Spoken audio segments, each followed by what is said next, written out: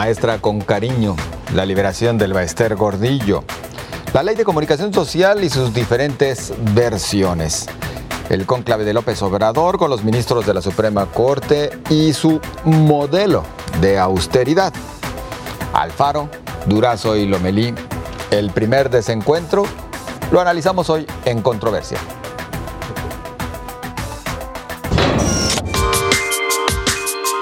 Queda absuelta la maestra del Baester Gordillo de delitos como lavado de dinero y delincuencia organizada.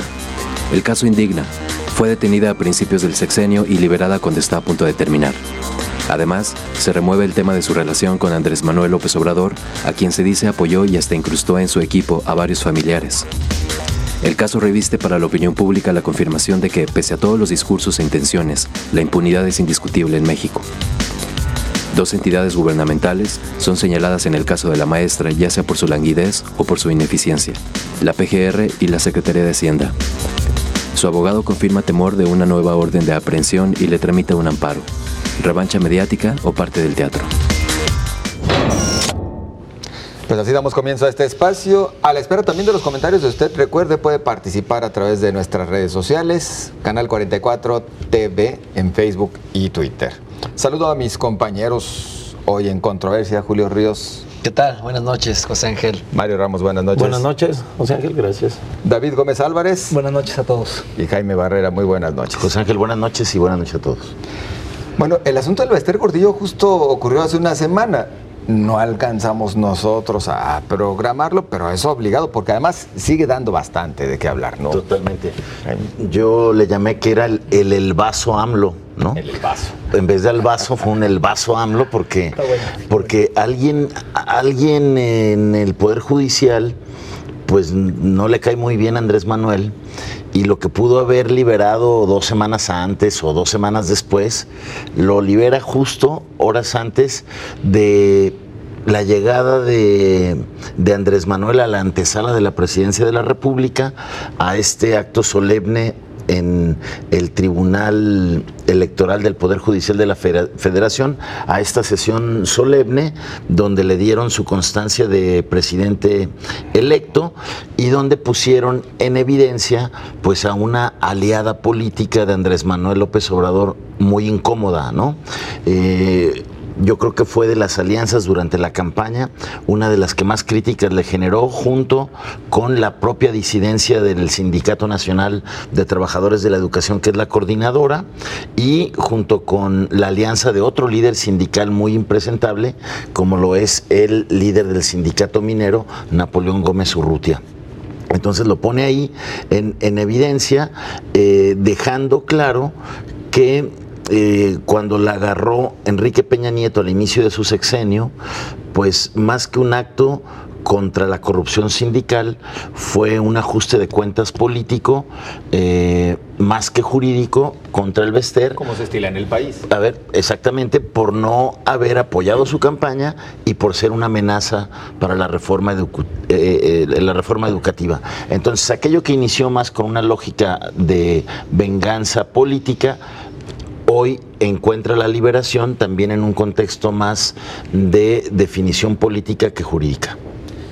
Y sin embargo tiene que reconocerse que hubo bastantes errores en el proceso, es decir, no dieron con bola para que se le pudiera juzgar adecuadamente y sancionar en su caso. Casi siempre ocurre así con los grandes peces, que por los delitos que digamos, se le imputa mediática y políticamente, nunca los condenan jurídicamente. Casi siempre los terminan agarrando por cuestiones, digamos, colaterales o menores. El caso muy emblemático de Al Capone, que no era por mafioso o por tráfico de alcohol, sino por evasión fiscal.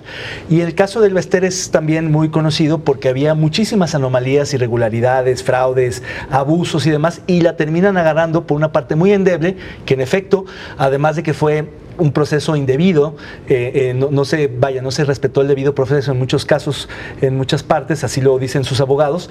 En realidad siempre fue un tema muy endeble que era una bomba de tiempo para que la liberaran, pero coincido con lo que decía Jaime, que hay una lectura política muy importante desde el judicial, y esa es una parte que tenemos que tomar muy en cuenta, porque hoy los poderes judiciales, sobre todo en democracias incipientes, hacen política. Algunos estudiosos ya hablan de la política de los judiciales, de politics of judiciary, ¿no? Que es porque porque toman decisiones que tienen afectaciones políticas. No es casual que la hayan liberado el día que López Obrador recibe su constancia de mayoría como presidente electo, porque eso hizo que la opinión pública pensara que López Obrador había sido el artífice de su liberación. Muchos le imputan la liberación a López Obrador y su pacto, porque sí lo hubo un entendimiento al menos con el Bester Gordillo, de si no apoyar en esta elección a López Obrador, por lo menos no interferir. Es decir, hay que recordar que el Bester Gordillo fue clave en los triunfos de Fox en el 2000, de Calderón en el 2006 y de Peña en el 2012. Es decir, es alguien que ha estado con una vigencia insólita en este país. A Peña no lo ayudó, acuérdate. Por eso se la bueno, cobraron. Sí, tiene razón. En ese caso no hubo tal apoyo, pero sí fue determinante en algún sentido, digamos, del juego político nacional. Entonces, yo tampoco creo que Peña la haya liberado. Yo creo que hay, digamos, muchos otros actores secundarios, menos públicos, menos visibles, que maniobraron para que la sacaran y el juez para que fuera en esa fecha. Yo creo que es un caso no cerrado, es un caso abierto y es un caso sobre todo muy polémico y muy lastimoso, porque para mí y para muchos mexicanos el Bester representa, digamos, lo peor de la política mexicana: el sindicalismo charro, el abuso, la corrupción, la mala calidad educativa. Es decir, es un personaje que creo que su balance al paso en su vida pública ha sido mucho más negativo que positivo, y en ese sentido pues es indignante verla libre con esos privilegios después de lo que ha hecho. Yo insistiría en el tema. Culpables de que haya sido liberada, pues sin duda la PGR, que procedió en todas de manera muy errática. Culpable la autoridad fiscal, que tampoco encontró la manera de sancionarle, de castigarle, de culparla, por lo que refería también a lo que algunos llamaban lavado de dinero, otros desviación de recursos. Y también aquí tendríamos que meter a un tercer actor: los maestros, los miembros del sindicato, del CENTE, que ellos sí podían haber reclamado como gremio sindical, porque no se encontraban los intereses de esas grandes cantidades, de esas millonarias sumas por lo que corresponde a las cuotas. Es decir, sí podemos encontrar un chorro de culpables, Mario.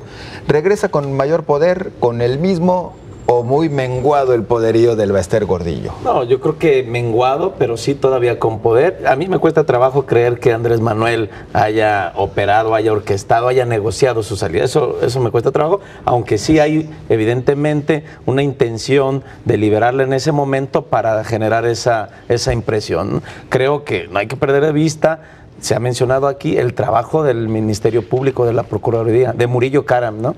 Deficiente, negligente, incompetente o cómplice, ¿no? Al final, como decía Jaime, se detuvo con una venganza política y se está liberando todavía dentro de este sexenio, ¿no? De nueva cuenta, la Procuraduría hace mal su trabajo, integra mal las averiguaciones previas, no puede presentar las pruebas de lo que se le acusó, ¿no? Y en cuanto al poder del Bester Gordillo, bueno, no obstante, hay evidentes vínculos, ¿no? De personas cercanas, familiares que apoyaron la campaña de Andrés Manuel. Creo que sale ella ganando, a lo mejor con rencores, con facturas que cobrar, y al menos tendrá sí la posibilidad de interlocución con una buena parte del equipo de la Presidencia de la República, o tal vez con el propio presidente, ¿no? ¿Saldrá con ansias de venganza, Julio? Pues vamos a ver qué dice. Tengo entendido que va a dar una rueda de prensa en estos próximos días, el lunes. Así es. Pues está ahí la expectativa, ¿no? Porque va a estar buena, me imagino, la rueda de prensa. Habrá que ver. Y independientemente si esto que ocurrió fue, porque hay de tres sopas, o fue por ineficacia, o fue en este caso también por la negociación política, que me cuesta creerlo, o porque simplemente pues se sabía que tarde o temprano esta investigación endeble se iba a derrumbar, pero importaba más el lucimiento mediático, tener un quinazo, o lo que fue también el negro durazo para Miguel de la Madrid. Exactamente. En cualquiera de estos tres escenarios, lo que queda de manifiesto es que hace falta en este país una Fiscalía General, no solo que sea autónoma, sino también técnica y científica, para que no esté actuando a contentillo o subordinada por el presidente o por los intereses políticos, y también para que no se le caigan las investigaciones, como vemos con este resabio de lo que ocurrió en la administración de Murillo Karam, que fue primero con lo de Yotzinapa, que ya vemos el desastre que ocurrió en la investigación, y ahora con este asunto de el Bester Gordillo, pues cómo no nos vamos a irritar, y hace falta esta Fiscalía autónoma, técnica y científica para evitar que haya negociaciones de impunidad. Y con con este escenario y con todo lo que está ocurriendo, con estos antecedentes, pues el próximo que va a estar en la calle y libre va a ser Javier Duarte. De mí se acuerdan. Ya, hasta con las Y lo premoniciones. que podemos esperar es de que se va a victimizar. No obstante, hay mucha evidencia de todas sus irregularidades, de fraude. Pues ella puede salir, ya, al final no le probaron nada, es inocente. Se va a decir chivo expiatorio, Claro. por A ver, supuesto. aquí, a ver, lo que demuestra también es que hubo una clara justicia selectiva con el Bester. Yo Sin recuerdo, ser una santa, pero sí fue yo selectiva. recuerdo que, Tenía por dónde. a ver, yo recuerdo que cuando Enrique Peña la encarcela en febrero del 2013, a 3 meses de iniciada su presidencia, muchos pensamos, va contra la corrupción sindical, pero nos quedó claro luego que se trataba más de una venganza política cuando pues Carlos Romero de Champs, líder del sindicato petrolero, lo mandan al Senado, le dan fuero, sus hijos se pasean con todos los privilegios y lujos de las familias más millonarias del mundo y no pasa nada. Entonces, creo que hay una justicia simulada y lo más preocupante es que se abra la puerta para que legaloidemente la dejen libre. ¿Cómo un ministerio público abre las cuentas bancarias del Bester sin pedir la autorización a la Comisión Nacional Bancaria para cometer una pifia enorme que sea la coartada de la liberación? Entonces, ese sería el escenario más grave de todo un sistema de justicia actuando por razones políticas o para preservar impunidad. Y por si las dudas, yo creo que esta liberación compromete a Andrés Manuel López Obrador a que el cambio y la cuarta transformación del país toque también a estos sindicatos charros, aunque sean sus aliados y lo hayan ayudado a lograr su sueño presidencial. Hablo del Bester y sus aliados, y hablo de Napoleón Gómez Urrutia y sus aliados. Y aquí hablemos también de la CENTE, que por cierto ya está molesta con López Obrador y le dice no le vayan a regresar el poder a la maestra. La CENTE, la coordinadora que ha sido más apoyo de López Obrador. Vamos a algunos de los comentarios de ustedes en las redes sociales. Muchas gracias por participar con nosotros y responder a la pregunta que le ha hecho Canal 44, particularmente a través de Twitter. Y mire, la pregunta que en este momento le comparto es la siguiente. ¿La liberación de la maestra del Bester Gordillo es un teatro político o eficiencia de sus abogados defensores? Aparte ese es otro Aquí tema. podríamos agregar la ineficiencia de los que le acusaban, Los ¿verdad? abogados. Pero sus abogados defensores eficientes. Maval dice: es pago a ella por apoyar a López Obrador como ayuda de sus nietos, y esto convierte su liberación en teatro político del Una Mesías. percepción que se generó por el tiempo. Muchas gracias por participar. En política no hay Axel coincidencia. Chimal, a la clásica usanza priista, como lo hicieron con la quina. Muchas gracias también Alex Chimal por participar con nosotros. Con esto vamos a la primera pausa. Regresamos enseguida.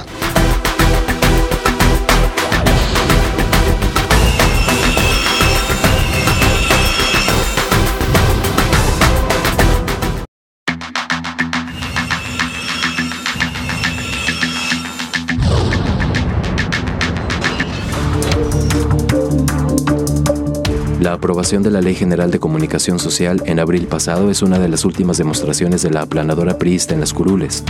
Los resultados de las últimas elecciones no favorecerán esta práctica. Los escandalosos presupuestos de publicidad gubernamental para medios de comunicación muy focalizados propiciaron que se avistara este tema. Es contraria a la ONU, que sostiene que nunca deben abusar de su custodia de las finanzas públicas para tratar de influir en el contenido de la información de los medios. Al hacerlo, se ejercen restricciones a la libertad de prensa. Organizaciones consideran que los resultados de su regulación no son positivos. Un grupo de 51 legisladores, encabezados por los senadores Ernesto Rufo, Marta Tagle y Daniel Ávila, presentaron una acción de inconstitucionalidad ante la Suprema Corte de Justicia de la Nación. El colectivo Artículo 19 considera que Gobernación no debe concentrar esta facultad. Hay riesgo de que se intente controlar la información general que transmiten los medios, al tiempo que no se elimina el sesgo político de la publicidad oficial.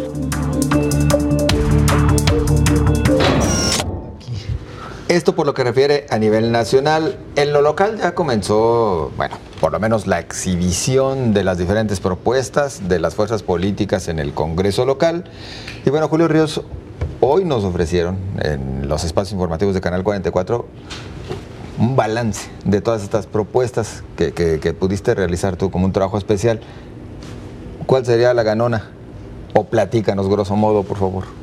Bueno, analizando las diferencias que hay entre estas iniciativas de la Ley de Comunicación Social, que debería de contrarrestar esta ley chayote, como le han llamado los técnicos o los especialistas de los organismos que se dedican al estudio de los medios de comunicación, pues más bien hay algunas que tienen asuntos interesantes, otras no tanto. La más, en este caso, la más flaca es la del PRI, sin duda es la que tiene menos innovaciones de acuerdo a las mejores prácticas internacionales, y las que sin duda están más robustas es la de Sin Dinero, Mi Dinero, perdón, no es chayote, se llama la de Amedi, fundar artículo 19, y que presenta Kumamoto, la presentan pues a través de él, y también la del PAN tiene algunos aspectos que son muy interesantes.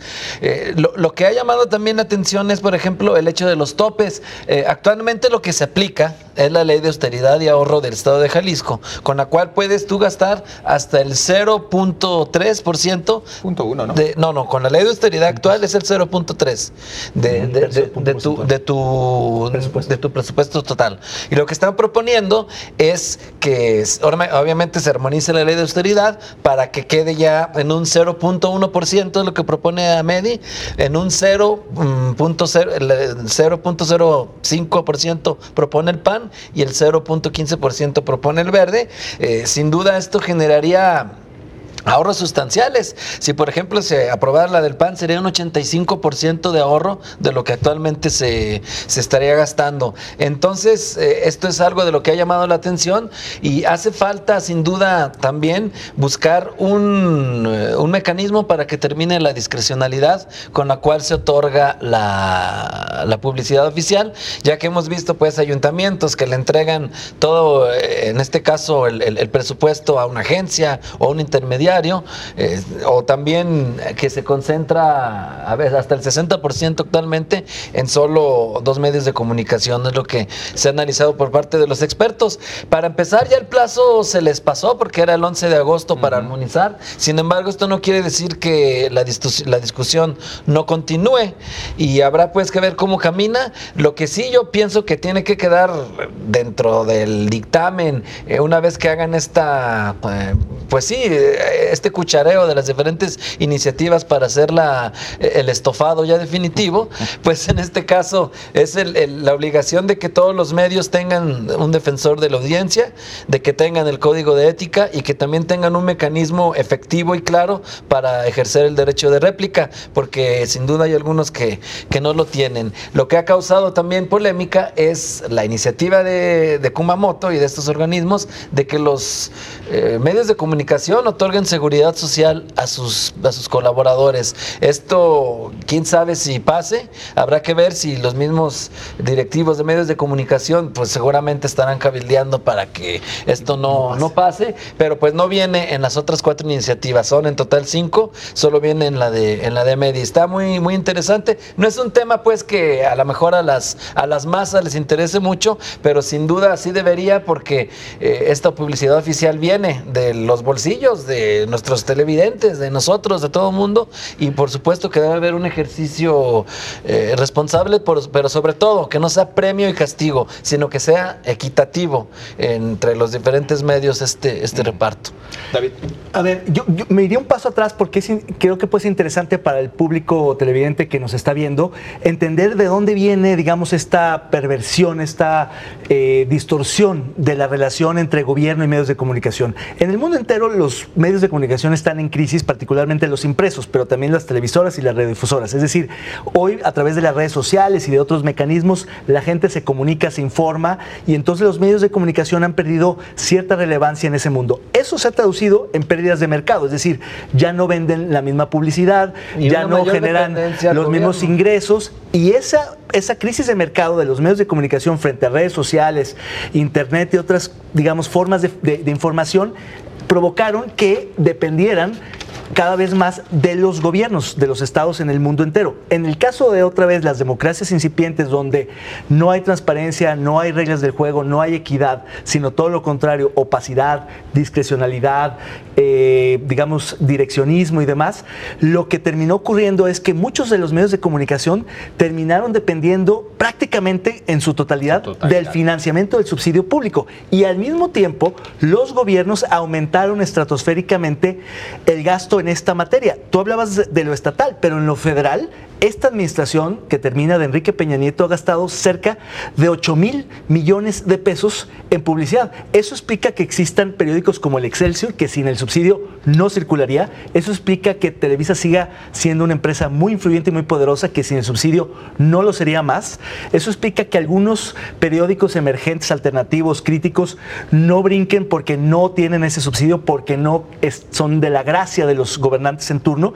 Y entonces hoy, ante la promiscuidad y el manoseo en esta relación, buena parte de la sociedad civil, pero sobre todo de la sociedad informada, de este tipo de organizaciones críticas de esta relación, han puesto el dedo en la llaga y han señalado los abusos en el uso del presupuesto, que en efecto lo pagamos todo, es decir, el subsidio que recibe Televisa, Excelsior, TV Azteca, lo pagamos todos los mexicanos. Es decir, las grandes televisoras, los grandes grupos informativos reciben dinero del erario sin que medie de por medio ningún tipo de acuerdo contractual transparente, equitativo, claro, de qué te doy a cambio. Y el modus operandi, eso me lo decía un operador de medios de un gobierno, es sentarse con el dueño, quizá con el director de información, y decir, a ver, yo te voy a pagar 10 millones de pesos al año. ¿Qué me vas a dar a cambio?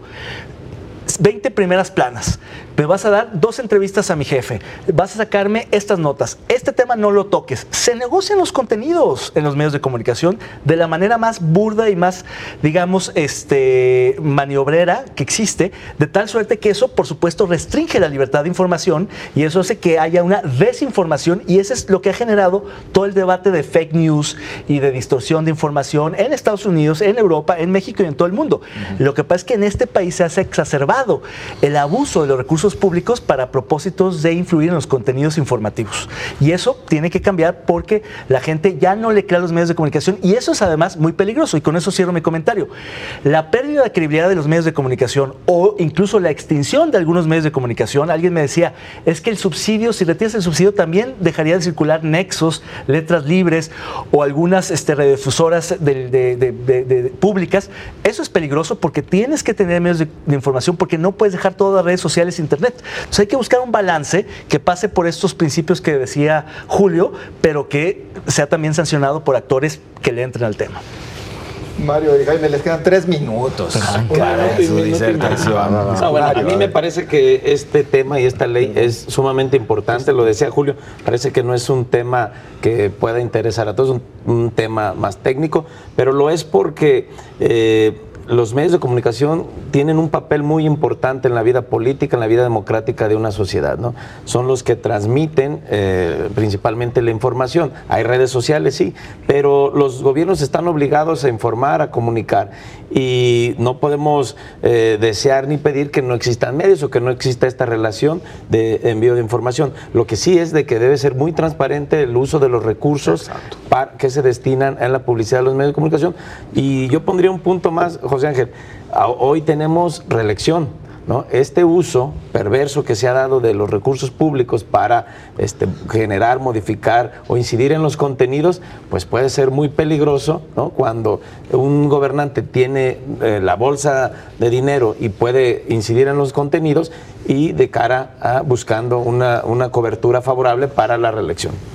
Me parece una iniciativa sumamente relevante y trascendente que tenemos que hacer que conecte con el ciudadano, porque el ciudadano también es beneficiario o afectado por los términos en los que se defina esta ley, que puede erradicar este trato de la autoridad a los medios de premio o castigo con el dinero que no es de ellos, sino que es el dinero de los que pagan impuestos, y que hasta hoy ha servido en muchas ocasiones para influir en la línea editorial de los medios de comunicación y afectar la libertad de expresión, vetar algunos temas que son de interés públicos, pero que van contra los intereses de los gobiernos. Ojalá se logre hacer una ley en mejores términos que los que se logró la federal, que se aprobó Fast Track, y qué bueno que esta discusión en Jalisco pueda servir para ello. Haré un matiz a lo que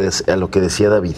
El periodismo en México ha tenido 3 grandes etapas: una ideológica, una etapa de periodismo oficialista, donde sin existir las redes, David, ya había ese uso faccioso del presupuesto, claro, del gobierno hacia los medios de control. Para que me peguen, exactamente, desde Echeverría decían eso.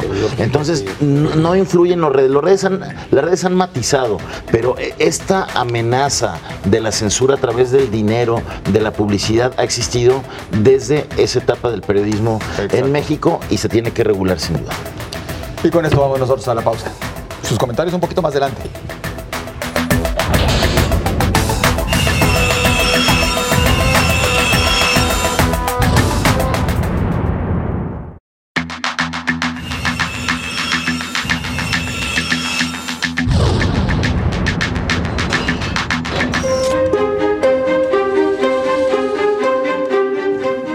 No pasó mucho tiempo para que Enrique Alfaro, gobernador electo de Jalisco, desafiara a Carlos Lomelí y se reuniera con Alfonso Durazo, próximo secretario de Seguridad Pública Federal. Alfaro asegura que presentó una agenda de seguridad sobre el Estado. Mientras tanto, se anuncia que los coordinadores estatales que representarán al gobierno de Andrés Manuel López Obrador ahora se llamarán delegados de programas integrales de desarrollo. Carlos Lomelí, ex candidato al gobierno de Jalisco, había asegurado que sería el único interlocutor entre autoridades estatales y la presidencia de la República. Ahora todos se preguntan si esa será la constante y Alfaro brincará a Lomelí para entrevistarse directamente con los secretarios. ¿En realidad se lo brincó? David, ¿tú qué opinas? ¿Se brincó al ahora delegado, otrora coordinador, pero que todos siguen señalando como pues uno de los virreyes?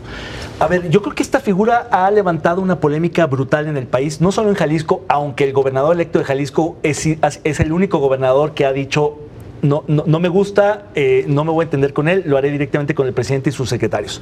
Ahora bien, yo creo que esta figura admite 2 lecturas, una política y una administrativa. La política, en efecto, son jefes políticos que van a tener mucho poder por la designación directa del presidente y por el perfil de los que están siendo designados.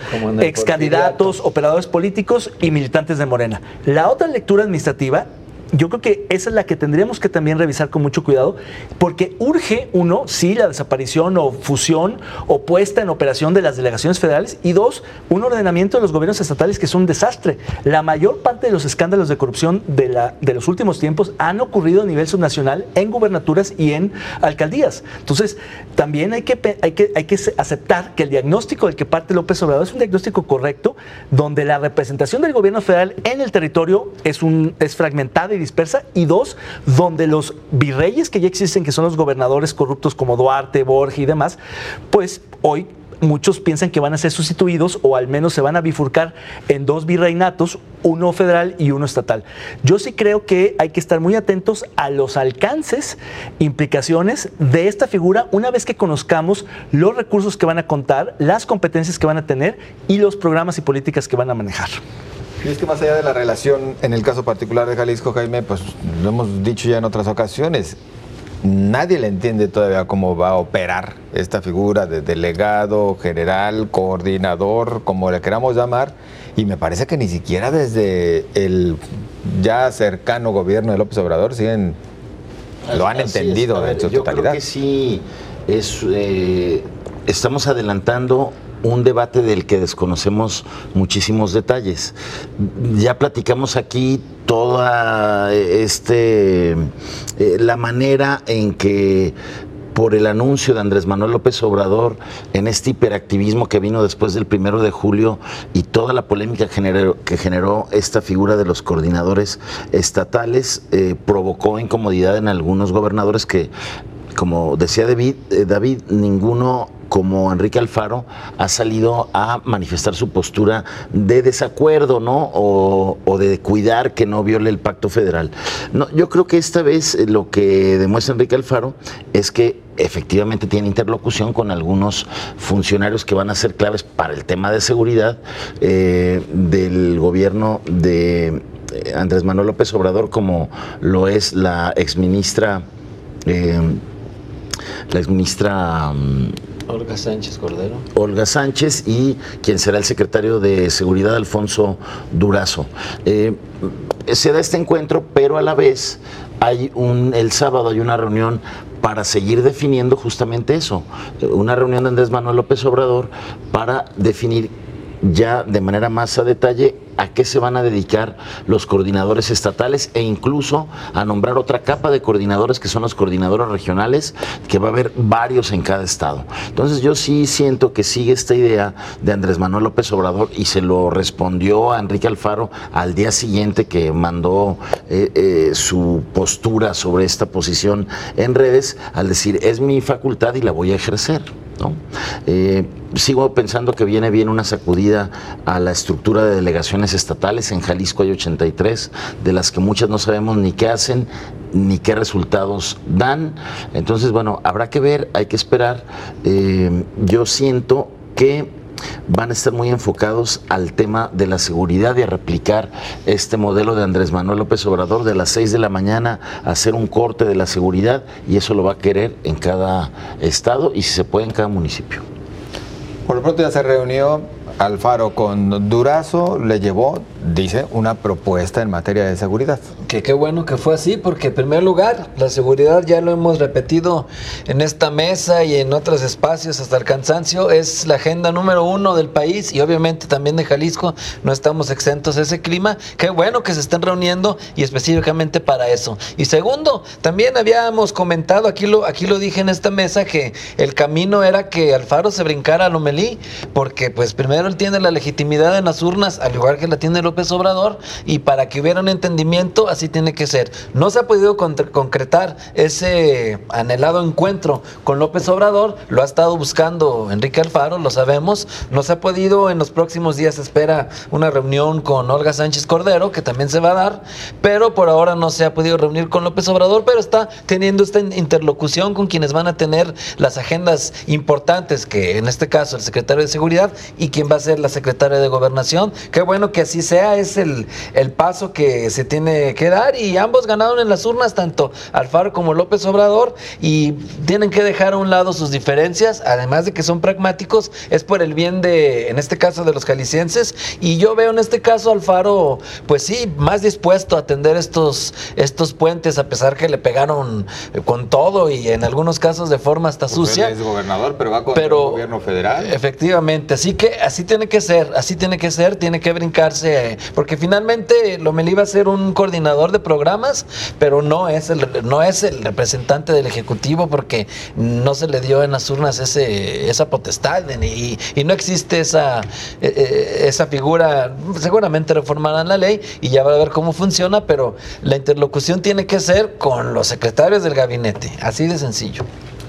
Mario, conociendo las personalidades de Enrique Alfaro, de Carlos Lomelí, de Andrés Manuel López Obrador, ¿podemos esperar realmente este tipo de tirones, o es nada más la parte previa para después llegar a entendimientos y que no pase nada? No, yo creo que va a ser la constante, se entenderán en algunos temas, ¿no? Pero va a ser estos 3 años, sobre todo estos antes de las próximas elecciones, estará un jaloneo, ¿no? Y sobre el tema, yo creo que no lo brinca, ¿no? Al final, en nuestra legislación actual no hay una figura, hemos dicho, estamos discutiendo sobre algo que todavía no conocemos, no sabemos bien cuáles serán las facultades, pero yo creo que es lo correcto. Enrique Alfaro es el gobernador electo, él tiene que buscar la interlocución con el presidente, con los secretarios, y mientras no se modifique la Constitución y exista un nuevo modelo, o que exista un intermediario que la Constitución señale entre los gobernadores y el gobierno federal, pues y de ahí en más, pues podrá ser. Yo veo positivo que se reestructure, que se compacte, que sea eficiente, que se reduzca el gasto, y si para ello hay que crear un superdelegado, un coordinador, está bien, pero nunca que este delegado subordine o supedite al gobernador electo por los jaliscienses. Y el problema es que chocan porque nombraron a quienes perdieron, no solo aquí, también en el Estado de y México. Además las declaraciones Gómez, que ya... que ya tenían el encono, que eran los derrotados en las contiendas electorales o quienes aspiran. En otros estados hay quienes aspiran en la próxima. Entonces eso, sin duda, es va a ser una plataforma electoral y eso enturbia. Claro. Y con el riesgo que representaría que esté a cargo del manejo de los recursos federales, pues quien directamente tiene relación con el partido, con Morena, y hay quienes entonces sí dicen, pues se va a hacer un uso partidista, con fines partidistas electoral, del recurso público. Yo creo que eso es lo que hay que cuidar, que desde la administración pública no se quiera fortalecer una estructura partidista como la de Morena, porque Andrés Manuel López Obrador no va a poder convencer a nadie nunca de que no tiene también un fin político el nombramiento de esos coordinadores estatales, porque pues son los candidatos que perdieron las elecciones, o sea, y yo creo que él también lo tiene que cuidar, porque sería muy grave que como presidente esté promoviendo el uso del erario para fines políticos, ¿no? Se supone que eso es lo que se tiene que cambiar en la cuarta transformación. Vamos a los comentarios de ustedes a través de las redes sociales. Gracias por su participación. Ya también Canal 44 le ha planteado antes le ha planteado con antelación acerca de este tema. ¿Logrará Alfaro brincarse a Lomelí y resolver él directamente acuerdos con los secretarios federales? La pregunta Canal 44 y algunos de sus comentarios.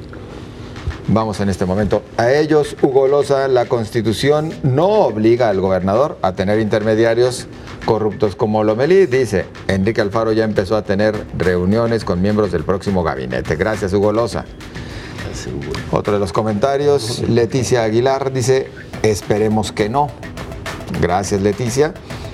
Y en más de sus planteamientos por las redes sociales, Michael GDL, creo que la pregunta debería ser, ¿por qué una persona va a ser coordinador estatal de un estado soberano que reconoce únicamente a los que legalmente fueron elegidos para representar a sus candidatos? Gracias también por hacernos llegar su opinión, replanteando la pregunta. Agradecemos también a quien se firma como Este Perro. Dice, dudo mucho que se brinque las trancas, ya sabemos cómo le va a ir. Son los comentarios que ustedes nos hacen llegar, mismos que agradecemos. También el de Rafael Hernández dice, sí lo puede lograr, porque pesa más alguien que llega por medio de elección popular que alguien a quien le inventan un cargo. Muchas gracias, Rafael. Con esto vamos nosotros a la pausa y regresamos.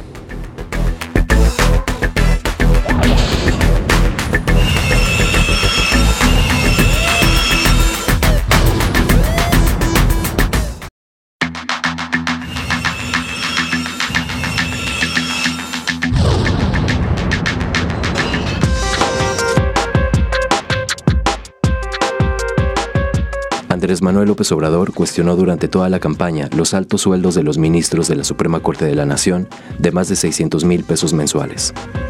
Al ser declarado virtual presidente, insistió en que una de sus primeras propuestas será que nadie gane más que él, y se puso un sueldo de 108,000 pesos mensuales. AMLO nombró a Olga Sánchez Cordero como aspirante a secretaria de Gobernación. Ella es ministro jubilada y recibe justo ese millonario salario, lo que le valió los primeros cuestionamientos. Apenas hace unos días se dio una inusitada reunión entre López Obrador y ministros, donde nunca antes se había dado un acercamiento así. Se esperaba que salieran chispas y al final fue un encuentro cordial. Ahora ya no habla de baja de salarios, sino de un mesurado gasto y un ahorro de 5,000 millones. Se habla de reducir salarios, pero no de los ministros. El presidente electo, quien unos días antes recibió la constancia de mayoría del Tribunal Electoral, reiteró respeto a poderes y veredictos judiciales.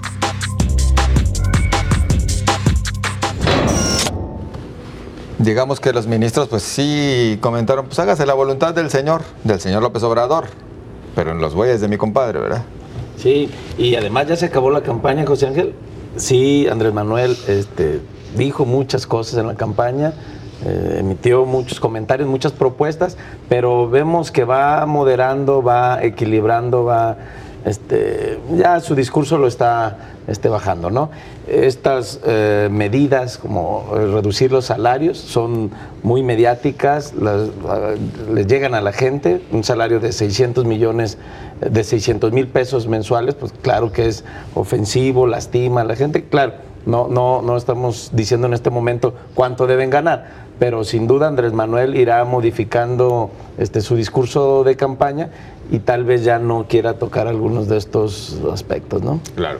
Que tal vez ganen mucho, lo cual no significa que sea ilegal su salario. Claro, el problema de este país, entre otros, es que los que gobiernan o los que legislan se autodesignan sus sueldos y sus prerrogativas y sus beneficios. Yo creo que el argumento histórico de la Suprema Corte de Justicia de la Nación, en el sentido de que tenían que ganar muchísimo dinero porque después de su encargo como ministros de la Corte deberían de prácticamente jubilarse o dedicarse a actividades académicas o literarias o intelectuales para no tener ninguna dependencia de alguna autoridad o de algún poder, es una falacia absoluta. Por dos razones. Una, porque el nombramiento es por muchísimos años, por 14 años, y entonces el ahorro que pueden generar en una designación como esa es brutal. Y segundo, porque realmente, si uno ve el costo de vida de lo que alguien con ese nivel requiere en este país, pues está muy sobrado. Es decir, hay análisis comparado y podemos ver cuánto ganan otros ministros de otras cortes constitucionales, supremas o poderes judiciales en el mundo, y vamos a ver que, como siempre, en el caso mexicano están muy por encima de la media internacional de los países de la OCDE y de muchas otras medidas internacionales. Y segundo, porque tampoco la Corte ha logrado poner en cintura al Poder Judicial, que es su trabajo, y por eso siguen ocurriendo casos como el que acabamos de comentar, donde jueces liberan de formas extrañas, por no decir corruptas, a criminales, a delincuentes, y la Suprema Corte no está, digamos, dándose abasto para reformular y replantear el Poder Judicial como se esperaría de ellos, con lo que ganan y con los apoyos que tienen, porque no solamente su ingreso digamos integrado del que hablaba Mario, que es el base, el simulado, los bonos, las prestaciones, las prerrogativas, los beneficios, todo eso llega a una cifra de alrededor de $500,000 de pesos mensuales. Es muchísimo dinero, pero además tiene un séquito de colaboradores, de asistentes, de auxiliares y de protección que los hacen los hombres más poderosos, o al menos digamos más blindados, más inaccesibles, que viven en un privilegio absoluto en este país. Y a mí me parece que, siendo un ordenamiento constitucional el tope salarial, pues hay una violación flagrante de los ministros. Lo que pasa es que Andrés Manuel López Obrador ya no quiere enfrentar al Poder Judicial y entonces atenuó su discurso para hablar de un gasto más mesurado, porque en efecto además en la Corte hay un gran derroche y en el Legislativo también. Entonces yo creo que esto es una sacudida muy sana para el país y los ministros tendrían que entender el mensaje de las urnas, un mensaje que pide austeridad, pide un poco de dignidad. Yo creo que su investidura, a la que tanto apelan, pues la manchan con este tipo de escándalos de gastos que tienen, y yo creo que eso debe de cambiar ya. Por lo pronto un ahorro de $5,000 millones. ¿Ya aguanta? Es muy bueno. Yo creo que efectivamente los ministros tienen ahí una serie de prebendas inaceptables a las que ellos mismos cubrieron, porque cuando muchísimas veces se criticó su ingreso, se pidió también por transparencia que pasaran sus gastos de viajes, de viáticos, de representación, de autos, en fin, de todos los apoyos adicionales que tienen a su salario, y declararon que era información reservada y discútela a la Corte. ¿Cómo le ganas? No, pues péleate con la Corte o apela, pues no se puede. Entonces, algo trataron de ocultar, y yo creo que ahí adentro no supimos bien a bien de qué se habló. Seguramente tocaron el tema del salario, acordaron no hacerlo público, dijeron mejor vamos a decir que vamos a ahorrar $5,000 millones de pesos. Es un avance, pero yo creo que una vez estando ya en el gobierno, con la voluntad ya del Ejecutivo, con la votación en el Legislativo, se va a hacer la presión suficiente para que en el Judicial tomen por sí mismo esa decisión. Ojalá así sea, porque creo en el sentido de que sea David, la presión es muy fuerte de la señal del 1 de julio. Además, yo diría también ahí de paso y de cierre, creo que el vaso, pues medio, como diríamos, dobló un poquito a Andrés Manuel como para llegar ahí fuerte a esa reunión con los ministros, ¿no? Llegó con ese aviso de que desde el judicial se hace política también. Julio. Si salió tan sonriente López Obrador después del encuentro, también porque no salió, en este caso, cabizbajo ni nada de eso, todo lo contrario, es o porque de veras le apuesta a que va a crear el famoso Tribunal Supremo, como se ha trascendido en algunas columnas de los periódicos, que quizás hasta estaría por encima de la Suprema Corte, lo cual luce un poco difícil, o porque él sabe que al final la presión social va a ser tanta que los ministros van a tener que terminar doblándose una vez que en el Ejecutivo se haga, y también en el Legislativo, donde hay mayoría del López Obradorismo.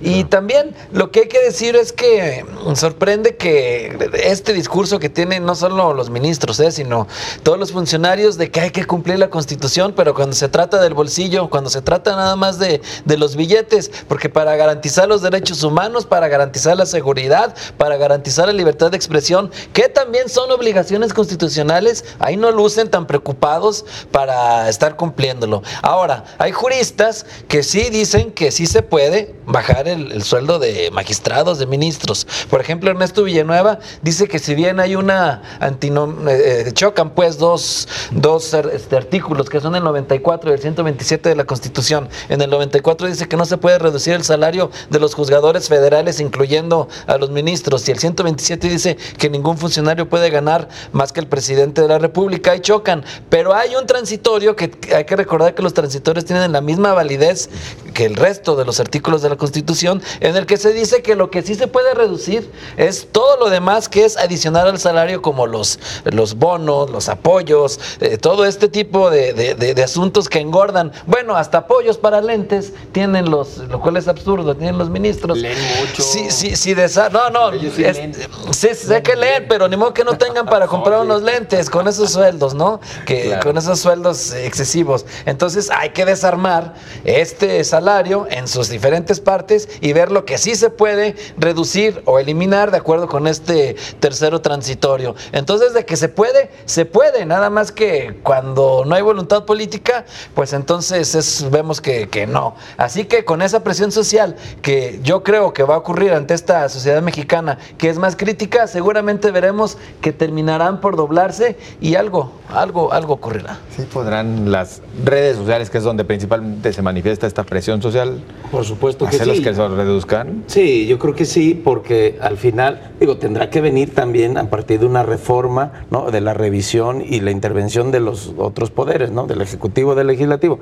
Yo creo que sí, porque el mensaje es claro, ¿no? La indignación de la gente es ya alta, el descontento, la inconformidad. Yo creo que los ministros, a lo mejor no se lo van a reducir tanto, pero mandarán un mensaje también sumándose a este clima, ¿no?, de austeridad que es un clamor popular, ¿no?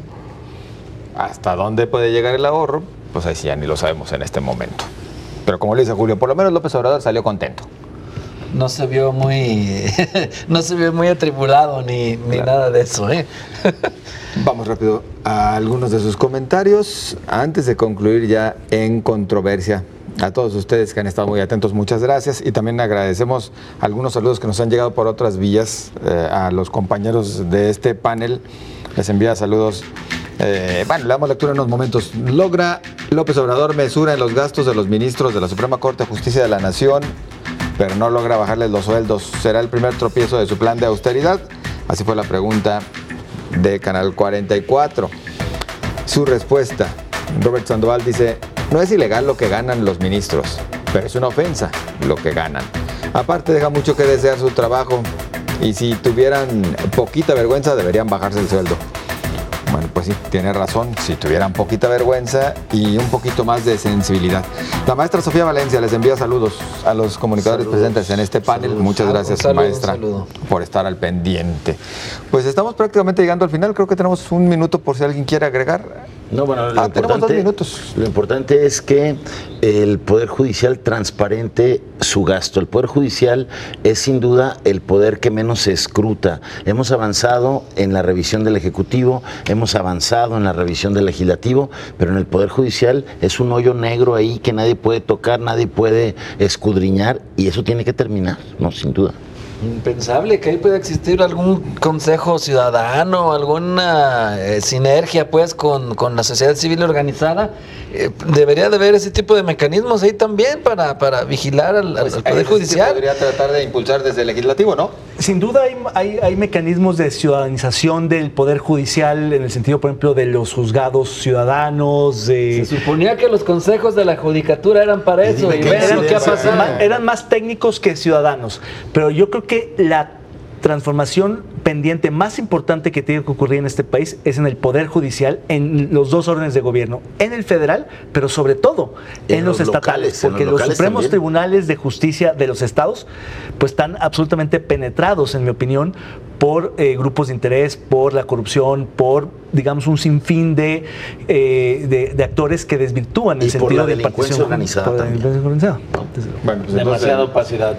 El reto sigue siendo enorme, tanto en lo federal como en cada una de las entidades federativas. Ese va a ser el gran reto, y habrá que ver si entra en esta nueva dinámica que el ciudadano exigió, ¿no?, a través de su voto el 1 de julio. Es que el hecho de que no sean electos los ministros, los jueces, los juzgadores en general, no significa que no deban de estar a la altura de las circunstancias y leer lo que la realidad está imponiendo y lo que los electores y los ciudadanos en este país dijeron mayoritariamente. Ellos también tienen que entender. Esto de cara a la reforma judicial que ya se va a discutir en el Congreso, donde buscan concursos de oposición para los magistrados, que ya no sea por compadrazgos políticos. Compañeros, muchas gracias. Gracias, buenas noches. Buenas noches, gracias a usted.